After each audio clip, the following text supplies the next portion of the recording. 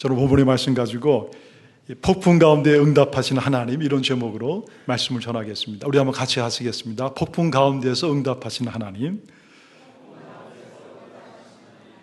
네, 감사합니다. 올 초에 세상을 떠나신 강용우 박사님의 글 가운데 최신에 나온 책에 내 눈에는 희망만 보입니다. 이 책에 이런 내용의 글이 있습니다. 어떤 의술로도 시력을 회복할 수 없다는 의사 선고 후에 나는 하나님의 능력으로 고칠 수 있다는 믿음을 붙잡았습니다. 숨쉬는 순간마다 눈을 고쳐달라고 기도했고 병을 치유하는 은사가 있는 목사님께도 여러 차례 찾아가서 기도를 받았습니다. 그러나 눈에는 아무런 변화가 없었습니다. 나는 내 믿음이 부족해서 고쳐주시지 않는다는 생각 때문에 죄책감에 시달렸습니다. 급기야는 하나님께 버림받았다고 생각했습니다. 도대체 이제 15살인 내가 얼마나 큰 죄를 저질렀기에 하나님이 이러시는지 모두 이해되지 않았습니다. 그런데 1964년 우연히 기독교 방송에 인생 상담이라는 프로그램을 들었습니다. 반병선 목사님이 진행했는데 나는 그분께 물었습니다. 목사님, 하나님이 왜 제 기도에 응답하시지 않는 것입니까? 목사님은 간단하게 대답했습니다. 하나님은 이미 형제에게 대답했습니다. 놓으라고요. 하나님이 준비하시는 일이 분명히 있습니다. 강효 박사님은 올 초에 하나님의 부름을 받으셨습니다. 참 이 글은 마지막으로 그가 세상을 떠나기 전에 자기의 삶을 돌아보며 남긴 그런 글입니다. 15살의 나이로 자기의 평생을 시력장애자, 장님으로 산다는 것 참 얼마나 힘든 일이겠습니까? 하나님은 그렇게 알고 싶어하는 그에게 아무런 대답도 하지 않으셨습니다. 그리고 그를 상담한 목사님은 하나님께서 아무것도 대답하지 아니하신 것은 당신에게 놓으라고 말하는 것입니다. 참 여러분, 그 얘기를 들었을 때 그 강 박사님의 마음이 얼마나 아팠겠습니까? 우리는 인생을 살면서 여러 가지 고난을 당합니다. 병이나 혹은 물질 때문에 혹은 공부하면서 겪는 어려움들, 또 친구 관계, 부모님과 자녀들과의 관계, 수많은 고난이 있습니다. 여러분, 고난이라는 것은 삶의 아픔이고 어려운 것이죠. 이것은 나이 든 그런 분들만이 아니라 공부하는 우리 유스나 혹은 대학생 여러분들도 여러분 나름대로 이런 삶의 아픔과 어려움이 있을 것입니다. 열심히 공부했는데 성적은 올라가지 않고 또 그것 때문에 받는 스트레스, 또 내가 가고자 하는 학교에 가길 원하지만 참 잘 되지 않는 그런 것들. 고난당한 욥은 이 친구들의 위로도 또 고난의 이유에 대한 그들의 그 위로, 그런 것도 다 마음에 들어오지 않습니다. 욥은 자기 인생의 고난 가운데 계속해서 하나님 앞에 지금 질문을 하는 것입니다. 하나님, 왜 내가 고난을 받아야 됩니까? 하나님, 내가 왜 이렇게 아파야 됩니까? 왜 나에게 이런 고난과 아픔이 찾아왔습니까? 하나님, 좀 제발 말 좀 해 주십시오. 나는 아무런 죄도 짓지 않았습니다. 나는 그동안 착하게 살아왔고 다른 사람의 마음을 아프게 한 적이 한 번도 없습니다. 어려운 사람이 있으면 나의 모든 돈을 털어서 그를 힘써 도왔습니다. 내 친구들은 이 고난이 내가 지은 죄 때문이라고 하지만 나는 아무리 돌아봐도 하나님 앞에 죄를 짓지 않았습니다. 하나님, 제발 나타나셔서 이제는 좀 속 시원하게 말씀 좀 해 주십시오. 이렇게 얼마의 시간이 지나갔습니다. 이제 욥은 조용히 앉아 있습니다. 바깥에는 날씨가 점점 사나워지고 이 비구름을 통해서 이 폭풍우가 몰려오고, 그런 가운데서, 이 폭풍 가운데서 하나님께서 그에게 말씀하기 시작하는 거예요. 여러분, 오늘 읽은 이 본문의 말씀이 바로 그런 것입니다. 하나님께서 오늘 본문에 보면 참 놀라운 그런 말씀을 하고 계세요. 하나님께서는 오히려 이 욥이 궁금해하는 거에 대해서는 한 말씀도 하지 아니하십니다. 하나님, 왜 내 인생 가운데 이런 고난이 있고 왜 아픔이 있습니까? 하나님은 그거에 대해서는 한마디도 하지 아니하시고 다른 말씀을 하시고 계시는 거예요. 근데 여러분, 이 말씀을 통해서 하나님께서 욥에게 진정으로 주기 원하시는 그 말씀이 있습니다. 그의 삶 가운데 고난의 진정한 이유, 또 이 고난 가운데서 하나님이 원하시는 것이 무엇인가 하는 것을 말씀해 주고 있는 것입니다. 첫째, 하나님은 위대하시고 전능하신 하나님이십니다. 우리 하나님은 위대하시고 전능하신 하나님이세요. 1절부터 보면은 쉽게 좀 풀어서 제가 다시 여러분에게 설명을 드리면 이런 것입니다. 무지한 말, 이 어리석은 말을 하면서 나 여호와 하나님의 일하심을 어둡게 하는 그런 자가 누구이냐? 내가 땅에 기초를 내가 놓을 때 어디에 있었느냐? 내가 그것을 알고 깨달았으면 나에게 좀 얘기 좀 해봐라. 누가 그 땅의 것을 다 재고 이 수평규와 먹줄, 이 집을 지을 때 기준을 재는 그 먹줄이 있잖아요. 그 먹줄을 그 위에 띄워 놓았는지 내가 아느냐? 또 이 땅에 이 온 세상, 이 지구를 기초 위에 어떤 기초 위에 세웠는지, 또 그 모퉁이에 어떤 돌이 있는지 내가 그것을 아느냐? 그때 새벽별들이 함께 노래하며 나 여호와 아들들이 다 기쁘게 소리를 하였다.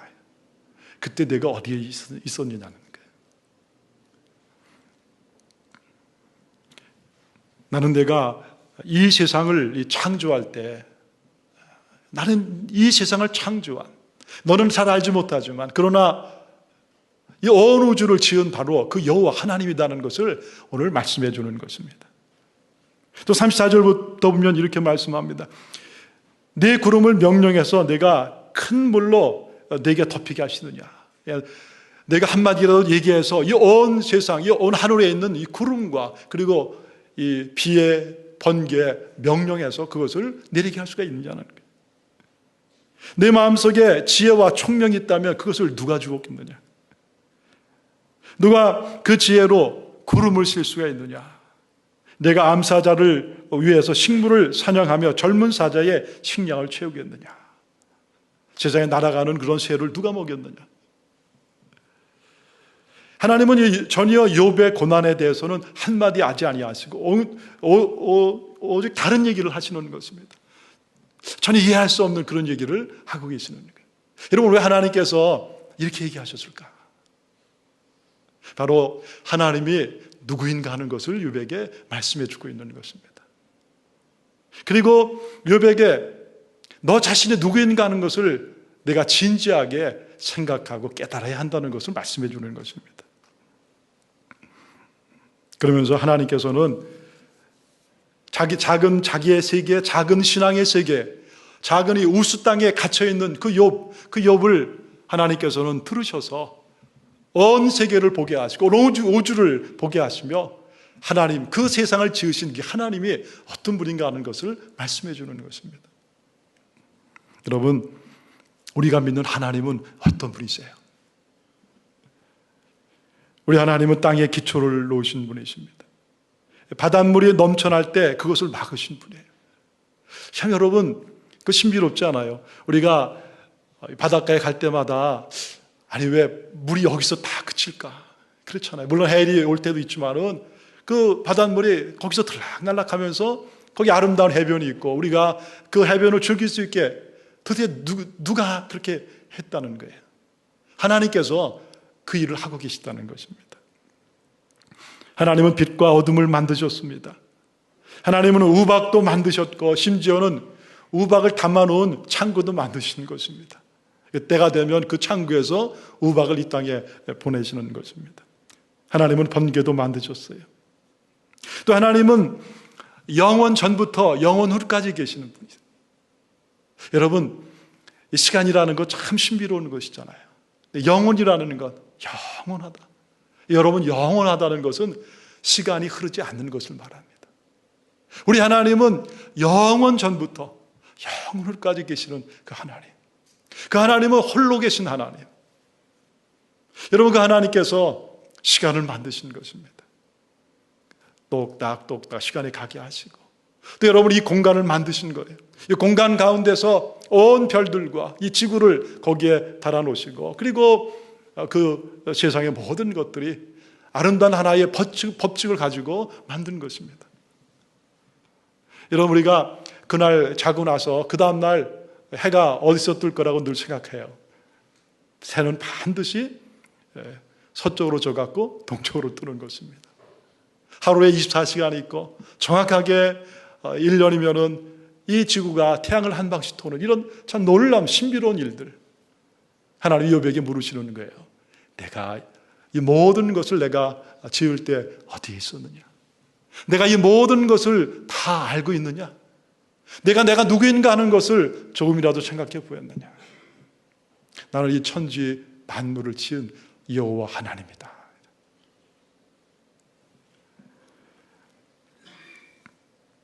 여러분, 그 하나님의 위대하심에 비교한다면 인간은 얼마나 작고 연약한 존재입니까? 여러분, 우리가 아무리 많이 배우고 아무리 많이 지식을 갖고 있어도요, 우리가 갖고 있는 이 모든 지식은 사실 하나님의 모든 것에 비하면 모래알과도 같은 거예요. 이 땅을 향하신 하나님의 모든 계획, 또 무엇보다도 우리의 각 사람 한 사람을 향하신 하나님의 그 계획, 우리는 여러분 사실 우리의 인생조차도 잘 알 수가 없습니다. 도대체 내가 어디서 왔는가? 오늘 나는 왜 이 땅 가운데, 이 시간과 이 공간이라는 이 지구 가운데 살고 있는가? 나는 무엇을 하며 살아야 되는가? 그리고 나는 이 땅을 떠나면 과연 어디로 갈 것이냐? 우리 잘 모르잖아요. 하나님께서 알게 해주신 것, 여러분 그것을 계시라고 하죠. 계시라는 것은 하나님께서 그 비밀의 커튼을 열어 보여주시는 것입니다. 하나님께서 이 커튼을 보여주시는 것만큼 우리가 알 수가 있는 거예요. 그래서 우리에게 이 계시로 주신 것이 하나님 말씀이잖아요. 말씀을 통해서 우리는 좀 깨닫는 것입니다. 하나님의 이런 분이시고 오늘 우리가 이런 존재이구나. 하나님께서 다 알지 못하지만 그러나 우리 사람들에게 이런 계획과 그리고 아름다운 이 플랜을 갖고 계시구나. 그것을 인정하고 그리고 하나님 앞에 고개를 숙이고 그분만을 높이고 경배하는 것, 그것이 바로 신앙인 것입니다. 여러분, 바로 이 신앙이 세워지게 되면 우리는 드디어 우리 인생 속에, 우리 인생의 고난 속에서 우리가 침묵하게 되는 것입니다. 더 이상 하나님께 왜입니까? 왜 나에게 이렇게 하십니까? 그렇게 우리는 따지지 않게 되는 거예요. 그리고 오늘 내 생명의 주인은 하나님이십니다. 현재 나는 다 알지 못하지만 내 인생은 하나님의 계획 안에 있고 하나님의 놀라운 손 안에 있음을 나는 고백하고 믿습니다. 하나님, 나를 향하신 하나님의 아름다운 뜻이 이루어질 수 있도록 도와주시옵소서. 이런 고백을 하게 되는 것입니다. 내 눈에는 희망만 보였다. 이 책에서 강영우 박사님은 이렇게 말하고 있습니다. 하나님께서 왜 제 기도에 응답하지 않는 것일까요? 강영우 학생이 이 질문을 했을 때 그를 상담했던 목사님은 이렇게 대답합니다. 하나님께서 이미 대답하셨습니다. 노라고요. 그러면서 이렇게 말씀하세요. 그러나 하나님이 준비하신 일이 분명히 있습니다. 그리고 성경 두 곳을 그에게 가르쳐주는 거예요. 첫 번째는 요한복음 9장 1절부터 3절이었습니다. 예수께서 길 가실 때에 날 때부터 소경된 사람을 보신지라 제자들이 물어 가로되 라피어, 이 사람이 소경된 것이 네 죄로 인함이오니까 자기오니까 그 부모니오니까. 예수께서 대답하시되 이 사람이나 그 부모가 죄를 범한 것이 아니라 그에게서 하나님의 하시는 일을 나타내고자 하심이라. 그에게서 하나님이 하시고자 하는 일을 나타내시기 위함이다. 바로 강영우 형제, 당신의 삶 가운데 이런 아픔과 어려움이 있지만 하나님은 당신의 삶 가운데서 분명히 일을 하실 것입니다. 또 하나의 말씀은 고린도후서 12장 7절부터 10절의 말씀이었습니다. 바울이 하나님께 자기 가시, 자기의 이 몸에 있는 가시, 그것을 좀 고쳐달라고 했을 때 하나님께서 주신 말씀이었습니다. 하나님은 이 사도 바울의 이 믿음이 없어서 그를 고쳐주지 않은 게 아니에요. 하나님께서는 그 사도 바울에게 또 다른 계획이 있으신 것입니다. 그러면서 하나님은 그렇게 말씀을 하시는 거예요.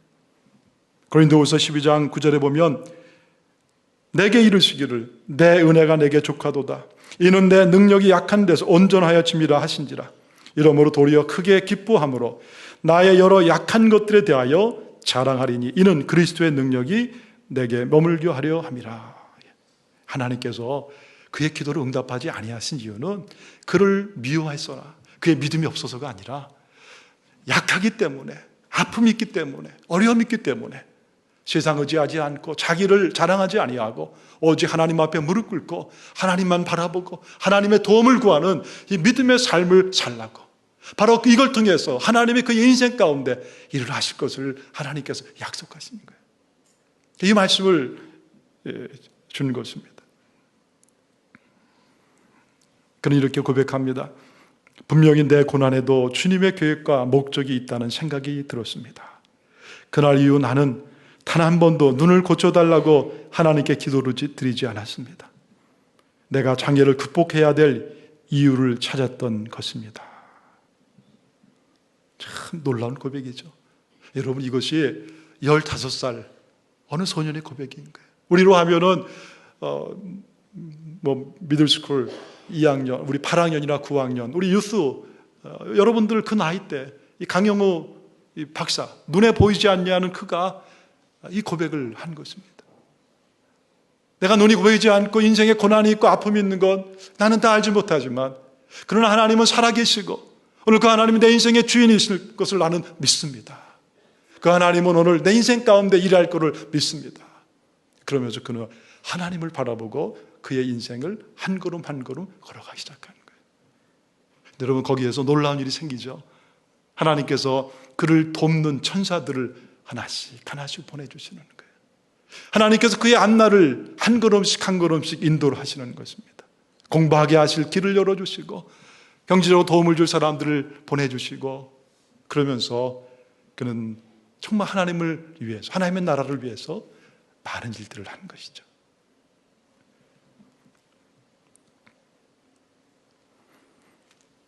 정말 우리가 우리 인생 가운데 주인이시고 우리를 사랑하시는 하나님을 절대적으로 믿는다면 여러분, 우리는 고난 앞에서 잠잠할 수가 있는 거예요. 그리고 우리는 이 고난 앞에서 하나님의 일하실 또 다른 그 일하심을 기대할 수가 있는 것입니다. 하나님 지금은 다 할 수 없습니다. 그렇지만 하나님은 좋으신 하나님이고 나를 사랑하신 하나님이고 내 삶을 가장 귀한 길로 인도하시는 그 하나님인 줄 나는 믿습니다. 그러면서 그 하나님을 기대할 뿐만 아니라 고난 속에서도 흔들리지 않는 믿음을 가지고 하나님 앞에 감사하는 그 믿음의 삶을 살게 되는 거예요. 여러분, 사도 바울의 인생은 그래서 어쩌면 고난 속에 있는 인생이었습니다. 예수를 전하면서 그가 얼마나 많은 핍박과 아픔과 고초를 겪었습니까? 그는 감옥에도 갇혔고, 그리고 죽을 뻔한 그런 매도 여러 번 맞았고, 물속에 배를 타고 가다 물속에 풍랑으로 죽을 뻔하기도 했고, 맹수와 그리고 사람의 얼마나 많은 아픔과 고난을 겪었습니까? 다 인생의 아픔이에요. 그렇지만은 그럼에도 불구하고 사도 바울은 항상 흔들리지 않는 마음 가지고 항상 기뻐하고 감사하고 감격으로 사는 거예요.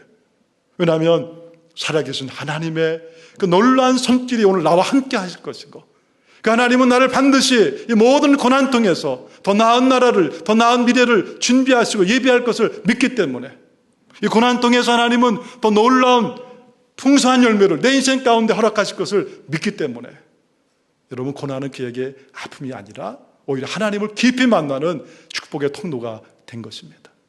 그래서 여러분, 그가 항상 기뻐하고 그리고 하나님 앞에 쉬지 말고 기도하고 범사에 감사하라. 근데 범사에 감사한다는 게 뭐겠습니까? 감사할 만한 조건이 있고 잘 될 때가 아니에요.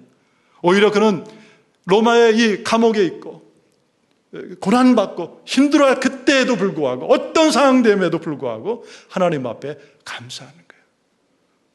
왜냐하면 하나님이 그의 인생을 이끌어 가시고 하나님이 그 인생 가운데 주인인 것을 그가 분명히 믿고 확신했기 때문에 그런 것입니다. 그래서 오늘 하나님은 욥에게 나타나셔서 그 얘기를 해주시는 거예요. 오늘 이 하나님이 바로 저와 여러분의 하나님인 줄 믿습니다. 하나님 오늘 우리 가운데서도 이렇게 일하시고 또 이렇게 우리 인생을 이끌어 가시는 것입니다. 둘째, 하나님은 고난 속에서도 우리와 함께 하십니다. 하나님은 우리 인생의 어떤 고난 속에서도 우리와 함께 하십니다.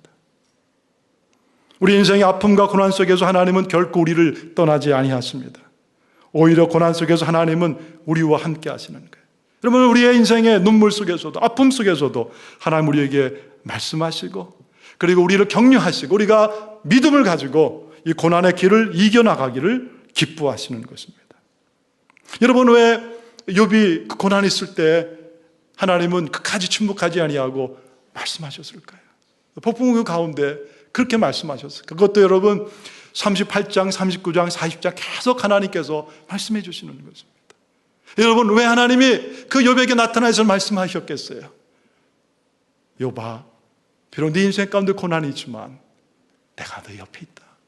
내가 너를 지금 도와주고 내가 너를 응원하고 있고 내가 너를 격려하고 있고 그리고 고난 가운데서도 나를 통하여 내가 반드시 승리할 수 있도록 너에게 힘을 주기 위해서 내가 내 옆에 있다. 그것을 알게 하시기 위해 그런 것입니다. 그리고 그에게 또한 새로운 소망을 주시고 그를 격려하신 것이죠. 여러분, 이것 때문에 이 땅에 내려오신 분이 계시잖아요. 바로 누구세요? 우리 구주 예수 그리스도. 여러분, 우리 예수님은 이 땅에 참 눈물 가운데 살아가는, 죄 가운데 죽어가는, 아까도론 마귀의 이 속박 가운데, 그 올무 가운데 살아가는 이 땅에 바로 우리들을 위해서 인간의 몸을 하시고 이 땅에 내려오셨잖아요. 그리고 우리 예수님은 그 눈물 있고 아픔 있는 그런 사람들에게 찾아가셔서 그들을 위로하시고 그들의 눈에 눈물을 닦아주시고 함께 아파하시고 함께 우셨습니다. 그분이 누구예요? 바로 우리 예수님이에요. 그분이 이 땅에 오신 하나님이십니다. 여러분, 그분이 어디 계세요? 우리와 함께 하시는 것입니다. 우리 인생을 지금 그분이 이끌고 가시는 거예요. 히브리서 2장 18절에 자기가 시험을 받아 고난을 당하셨은즉 시험 받는 자들을 능히 도우시리라. 여러분, 우리 예수님이 이 땅에 오셔서 우리가 당한 모든 고난을 함께 겪으셨는 거예요. 십자가에서 우리 죄를 위해서 온갖 고난과 아픔을 겪으신 예수님. 여러분, 예수님 우리의 고난을 아시는 거예요. 히브리서 5장 15절에 이렇게 말씀합니다. 우리에게 있는 대제사장은 우리의 연약함을 불쌍히 여기시며 모든 일에 우리와 한결같이 시험을 받은 자로 돼 죄는 없으시니라. 그럼 우리의 연약함을 우리 예수님은 불쌍히 여기시는 거예요. 여러분, 우리 예수님 우리를 사랑하실 뿐만 아니라 우리를 불쌍히 여기시는 거예요. 그러므로 우리가 긍휼하심을 받고 때를 따라 돕는 은혜를 얻기 위하여 은혜의 보좌 앞에 담대히 나갈 것이니라. 오늘 우리 예수님이 이 땅 가운데 오신 것은 바로 인생의 눈물과 고난 가운데 있는 우리를 위로하시고 우리에게 도움을 주시고 우리와 함께 하시기 위해서 그런 거예요. 제가 이번 주간에 어느 우리 참 사랑하는 교회 집에 가서 신방을 하고 또 하나님 말씀을 같이 나눴습니다. 그때 제가 복음을 나누면서 그 예수님의 그 마음, 예수님이 어디 계신가 그 말씀을 같이 나눴습니다. 여러분, 요한계시록 3장 20절에 보면 이렇게 말씀하잖아요. 볼지어다 내가 문 밖에 서서 두드리노니 누구든지 내 음성을 듣고 문을 열면 내가 그에게로 들어가 그로 더불어 먹고 그는 나와 더불어 먹으리라. 볼지어다 내가 문 밖에 서서 두드리노니. 여러분, 문 밖에 서서 두드리시는 분이 누구세요? 우리의 마음 문 밖에서 우리를 위해서 톡톡 두들기고 계시는 그분, 바로 우리 예수님이세요. 부활한 예수님. 여러분, 부활한 예수님은 멀리 계신 분이 아닙니다. 영으로 우리와 함께 하시고 우리 안에 오시기를 원하시는 것입니다. 내가 네 인생 가운데 그 아픔과 고난과 내 힘으로 할 수 없는 그 힘들고 어려운 직장생활 가운데서 얼마나 많은 스트레스를 네가 받고 있느냐. 열심히 공부하지만 성적은 잘 안 나오고 엄마 아빠한테 프레셔 받는 그 너를 위해서 우리 여러분 유스나 칼리지 여러분 얼마나 공부하는 게 힘드세요. 엄마 아빠는 나는 먹고 공부만 하면 참 잘할 거다 그렇게 얘기하지만 엄마 아빠도 사실은 다 그랬어요. 공부할 때 힘들고 어렵고 스트레스 받고 시간만 나면 나가서 놀려고 했고 아마 여러분보다 더 했을 거예요. 여러분 열심히 공부하는 거예요. 그렇지만 여러분 얼마나 공부하면서 많이 힘들어요. 스트레스 많이 받잖아요. 여러분 누가 여러분을 도와줄 것입니까? 예수님이 오시는 거예요. 예수님이 오늘도 여러분의 마음문을 두드리시는 거예요. 내가 네 안에 들어가서 너를 도와줘도 되겠느냐? 내가 너를 사랑한다. 그때 우리가 우리의 마음을 열면 우리 예수님께서 우리 안에 오시는 것입니다. 내가 그로 더불어 그와 함께 먹고 그는 나로 더불어 먹으리라. 여러분 누가 함께 먹는 것입니까? 손님은 며칠 먹고 가잖아요. 그런데 우리 안에 오신 예수님은 우리 안에 오셔서 우리와 함께 영원히 거하시는 것입니다. 오늘 그분이 욥에게 말씀하시는 그 하나님이신 것입니다. 온 세상을 창조한 내가 바로 너도 만들었고 그리고 내가 너를 위해서 이 땅 가운데 인간의 몸을 하고 내려온 것이다. 우리 인생 가운데 어떤 아픔과 고난이 있을지라도 예수님이 우리 옆에 계시다면 여러분 그것은 결코 고난이 아니고 아픔이 아닌 거예요. 오늘 예수 그리스도가 여러분 안에 계십니까? 할렐루야. 여러분 안에 계셔야 돼요. 목사님 저는 다른 거는 괜찮은데 이게 좀 불안합니다. 여러분 확신을 가지셔야 돼요. 오늘 예수 그리스도가 이 땅에 오신 것은 바로 나를 위해서, 나의 죄를 위해서, 나의 인생의 아픔을 위해서 우리 예수님께서 십자가에서 고난받고 피 흘리고 면류관 쓰시고 허리에 창으로 맞으시고 찔리셔서 피 한 방울 물 한 방울 다 흘리시고 이 가시면류관 쓰신 것은 여러분 우리가 이 땅에 살면서 머리로 지은 모든 그 죄들 손과 발에 피 흘리신 건 손으로 발로 지은 그 죄 때문에 아무런 죄도 없으신 예수님께서 그렇게 피 흘리시고 죽어가신 것입니다. 여러분 왜 예수님이 그렇게 힘없이 그렇게 고통받고 돌아가셔야 됐습니까? 바로 나 때문에 그러신 거예요. 나 때문에. 여러분 이 땅에 살아가지만 앞날을 알지 못하고 이 땅에 살아가지만 열심히 일하고 열심히 참 돈도 벌고 열심히 새벽부터 일어나서 일하지만 그러나 참으로 내 인생의 의미가 무엇이냐? 나는 왜 이렇게 이 땅 가운데 살아야 되느냐? 나는 어디서 와서 이 땅 가운데 살아가는 이런 존재이느냐? 나는 이 땅을 떠나면 곧 어디로 갈 것이냐? 이것을 알지 못하는 이 땅에 수없이 많은 나와 같은 사람들을 위해서 예수님께서 오신 것입니다. 그래서 여러분 피 흘리신 것입니다. 죄로 인해서 죽을 수밖에 없는 우리들, 죽으면 죄 때문에 죽어서 심판받고 영원히 불못 꺼지지 않는 지옥에 갈 수밖에 없는 그런 우리를 위해서 예수님께서 오셔서 십자가에서 나 대신 피 흘리시고 고난받고 죽어가시는 거예요. 그리고 부활하신 그 예수님께서 오늘 우리의 곁에 오셔서 내 마음을 두드리시는 거예요. 내가 내 안에 들어가도 되냐? 나는 내 인생의 눈물을 알고 내 인생의 아픔을 안다.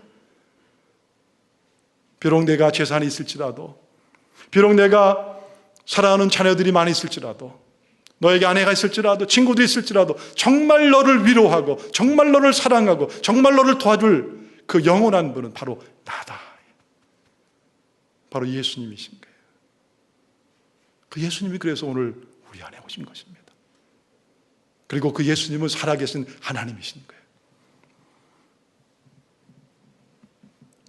여러분 가운데 그 나야가라 폭포를 가보신 분이 있으세요? 아마 미국에 살면 종종 가시죠. 여러분 나야가라 폭포를 우리는 사진으로 볼 수가 있죠. 사진으로 보면은 야, 참 대단하다. 칼렌더나 이런 데 보면은 많이 볼 수 있잖아요. 근데 아마 여러분이 직접 가시면 엄청난 감동이 있습니다. 저는 거기에 가서 멀리서 볼 때는 달라요. 그런데 가까이 갈수록 그 엄청난 그 소리, 물 떨어지는 소리가 들리고, 그리고 점점 가까이 갈수록 그 막 물이 떨어지면서 거기에 아름다운 그런 무지개가 막 피어나는 거예요. 귀가 얼마나 멍멍한지 그 옆에서 있으면은 서로 얘기도 못해요. 그 모습을 보고 있으면 얼마나 시원하고 얼마나 감동적인지 모릅니다. 여러분, 사진으로 보는 것과 가서 보는 것은 비교할 수 없는 거예요. 여러분, 우리 예수님은 우리가 사진으로 보는 그런 분이 아니신 거예요. 여러분, 우리 예수님은 살아계신 하나님이십니다. 여러분, 예수님은 엄청난 능력의 주님이신 것입니다. 여러분, 이 땅 가운데 우리가 구원받고 하나님의 자녀로 살면서 나처럼 고아처럼 산다면 우리 주님 얼마나 아파하시겠어요. 우리 주님이 오늘 나와 함께 하시고 나를 사랑하시고 나를 도와주기를 원하셔서 우리 옆에 계시는데, 우리는 여러분 인생의 고난과 아픔 가운데 나 혼자 그 힘을, 내가 그 어려움을 다 탄다고 한다면 우리 옆에 계신 주님이 얼마나 아파하시겠어요. 혹시 여러분, 우리가 주님을 믿고 주님과 동행한다고 하면서 사진으로 있는 그 나야가라 폭포처럼 사진으로 주님만을 그냥 모시고 살지 않습니까? 주님, 나를 위해 십자가 달려 돌아가신 것을 알고 감사합니다. 그렇지만 주님, 그것은 2000년 전 일인데요.